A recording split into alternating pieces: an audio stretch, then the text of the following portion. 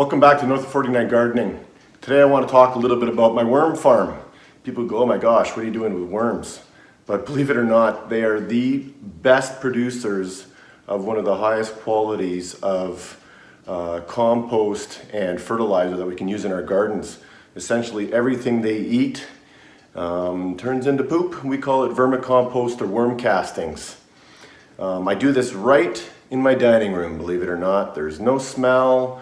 There's no spilling of any kind, and it's an excellent way for me through the winter months to reduce my carbon footprint by using up our leftover vegetables and fruit pieces and put them to good use. So let me just show you an example of what I feed these guys.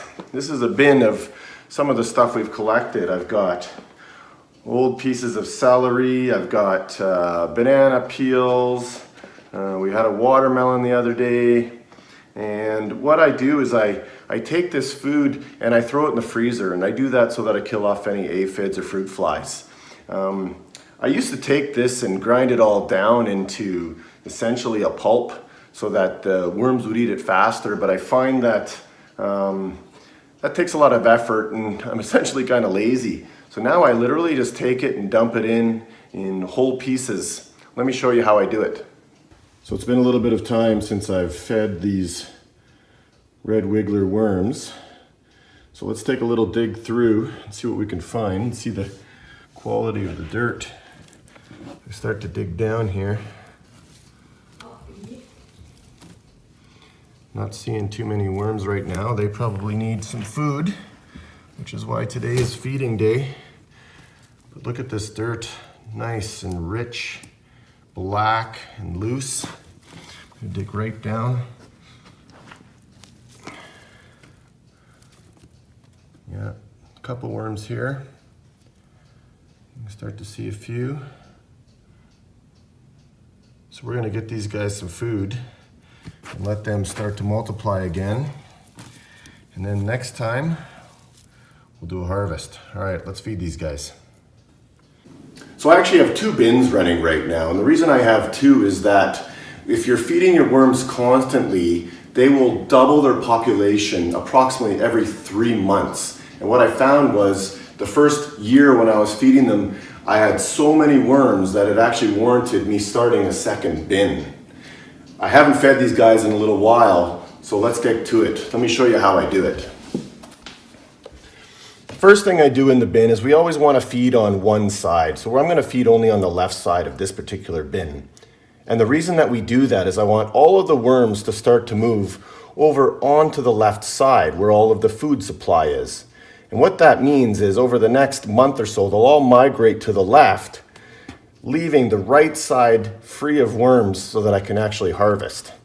So what I do is I actually just move about 2 or 3 inches of dirt away, and I start to dump in my lovely food. Let's see what they got today. I think today they're gonna have some old celery, they're gonna have some banana, get them some watermelon. I just kind of spread it around on the one side, just like that, nothing fancy. And then I literally take the dirt and I push it back on top. By pushing the dirt back on top, it keeps all of the smells down. We just spread it nice and evenly. And there's dinner time. With our worm bins inside, the one thing we need to be concerned about is moisture. As the food starts to break down, especially things like watermelon rind, celery, things that have a lot of moisture in them, they release all of that moisture and liquid into the soil, into the medium that we're using for our worm beds. And what will happen is if it becomes too soggy, the worms will actually try to get away from that. They'll come to the surface and actually start to crawl up the sides of the bins, much like you'll see in nature after a rainy day where you'll see worms crawling along the sidewalk. So we really want to make sure we have good moisture control. And what I've learned works the best is shredded paper. Shredded paper works fantastic. It's great at sucking up the moisture, and then the worms will also just start to eat it because it's a wood product. So let me show you how I get it into my bins. I always want about at least a 2-inch fill. I literally just take this from my workplace from the shredder. I dump some in. I spread it out. Here I got probably about a good 3 inches, which is all right. I just spread this out like that. And we're done for the next couple of months. Well, there you have it.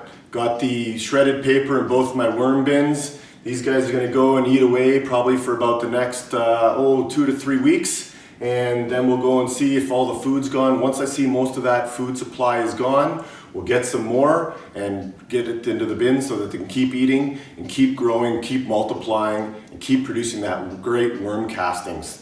The last thing I do want to explain is I do put lids on just so that it looks nicer. I take the top of these bins, I just drill a bunch of 1/2-inch holes in it. All I do is I stick the lid on, and those holes just make sure that I get all of those liquids evaporating, anything that the paper can't absorb. That's it. Super simple things you can do at home.